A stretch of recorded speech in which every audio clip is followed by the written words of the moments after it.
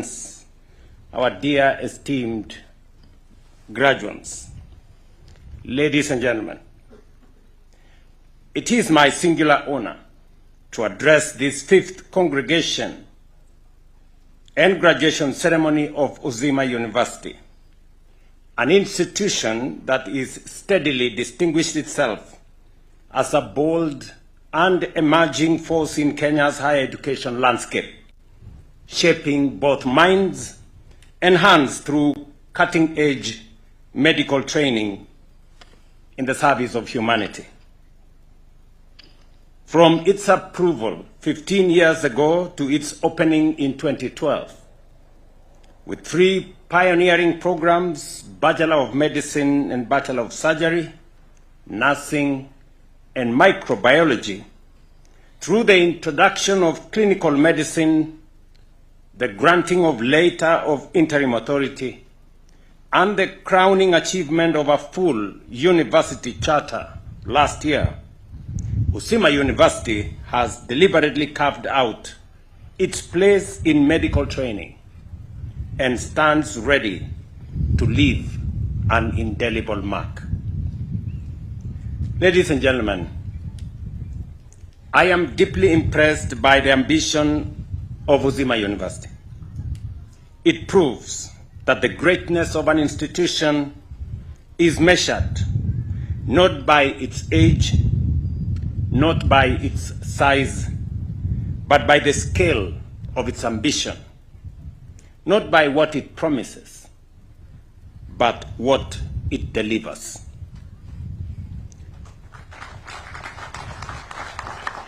Uzima University may be young, it may be small, but its impact is phenomenal. I know there would have been one person who would have taken great pride in attending this graduation ceremony when this university is now a fully chartered university. That is my elder brother, the Right Honorable Raila Odinga. And I say so because when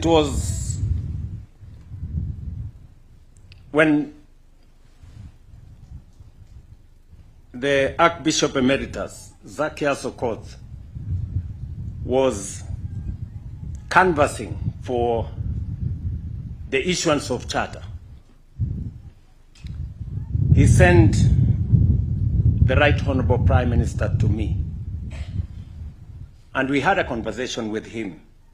And he told me the history he has had with this great institution from the humble beginning of a fundraising here in Kisumu. And he told me, Mr. President, Zacchaeus Okoth is a great leader, great spiritual leader, and also a champion of education. He is advanced in age, and it is good that we award the university charter before Zacchaeus goes on the long journey.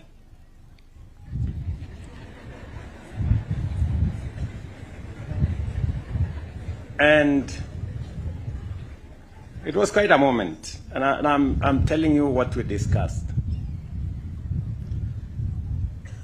And therefore he asked me, please prevail on the Commission for University Education to expedite the issuance of charter to this university. We did what was necessary, and the issuance of charter was not undertaken because of the reverence we have for Zacchaeus, but because this university met the conditions necessary for issuance of charter.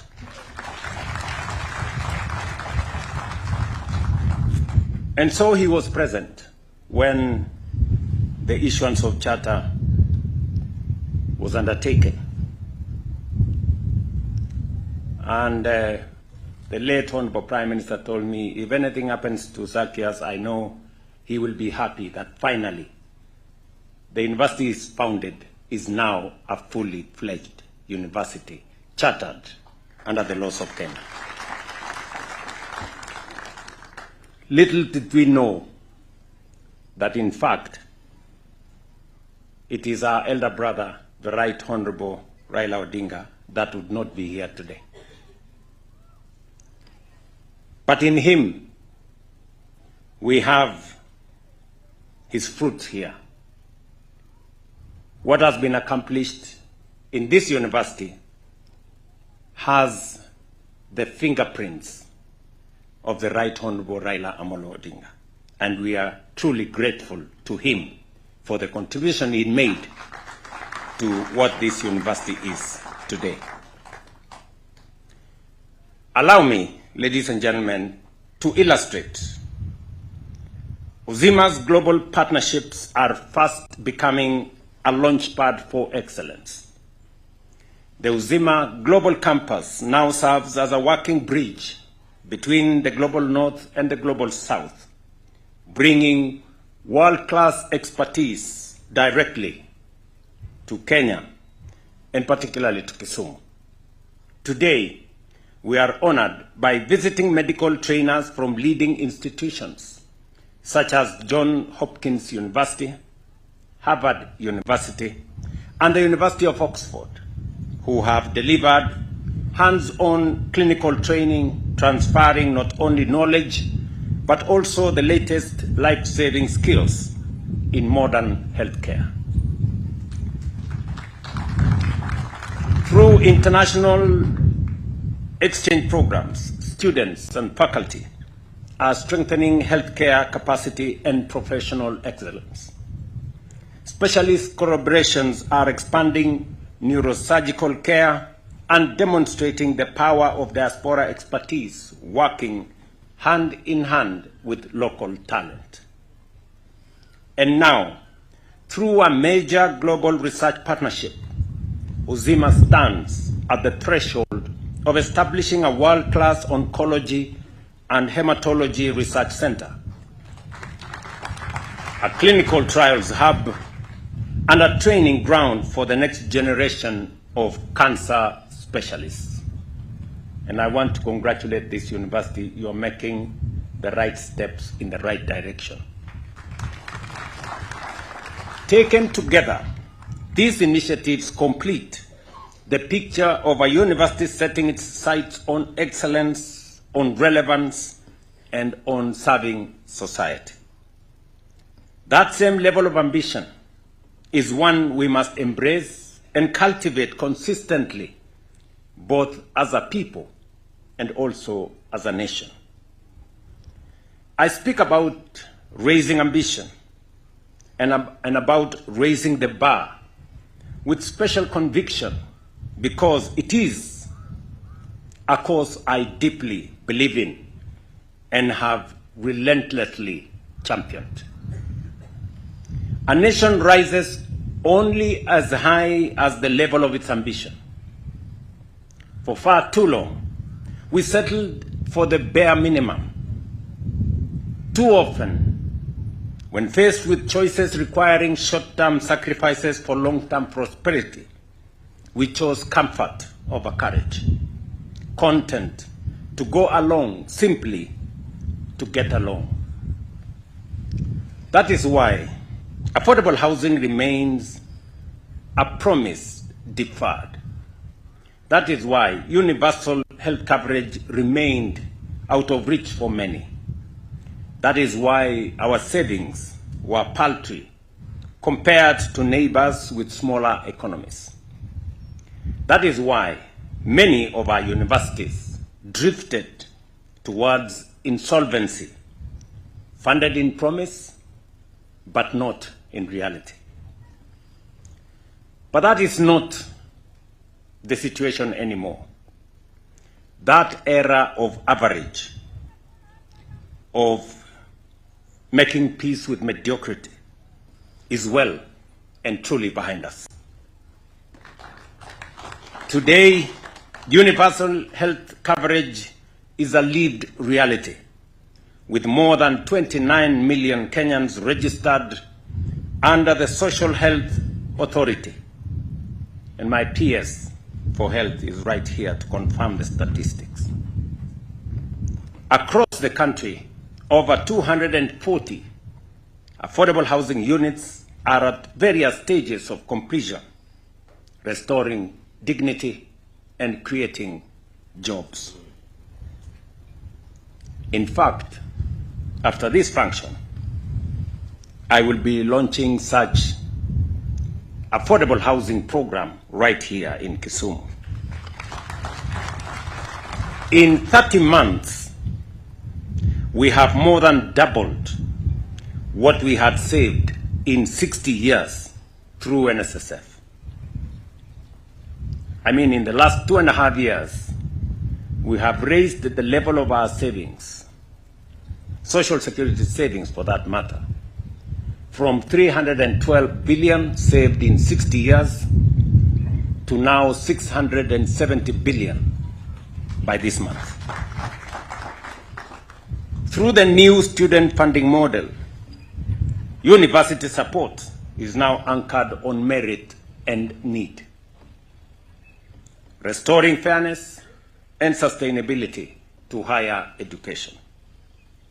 These reforms matter because they shape the country you, our graduates, are now stepping forward to serve and to strengthen. Allow me to choose my closing remarks with a personal reflection. Like many of you, I was not born into privilege. I did not come from a famous family. I did not inherit health or advantage. What I received from my parents was far more enduring. Faith in God, belief in myself, and the discipline of hard work. Faith gave me purpose. Self-belief shaped my response to challenges. Hard work opened doors that once seemed firmly shut. Here is the great equalizer of life. Whether born rich or poor, known or unknown, connected or unacknowledged, these three gifts remain available to all for free. Faith, self-belief, hard work. They cannot be bought. They cannot be patented. They are not reserved for the chosen few, even though few choose them. With faith, self-belief, and hard work, your starting point does not define your destination. Your background does not limit your future. Your present circumstances do not dictate your final story. So, graduates, go forth and become practical dreamers, men and women who dream at night and work by day to fulfill those dreams. That is the spirit this university has planted in you. May your purpose be clear, your courage steady, and your effort tireless and rewarding. Congratulations to all of you. My very, very best wishes as you step out to serve this nation, and may God bless you. I thank you.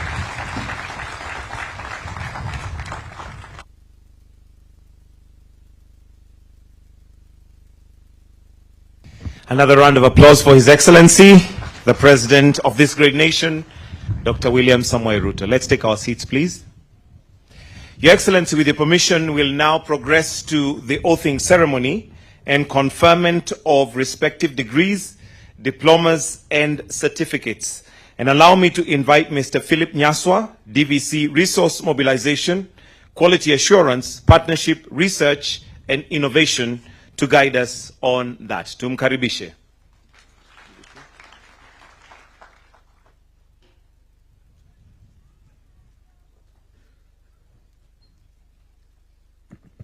Your Excellency, sir, with your permission, allow me to call on stage the Dean School of Medicine, accompanied by the team, the chair,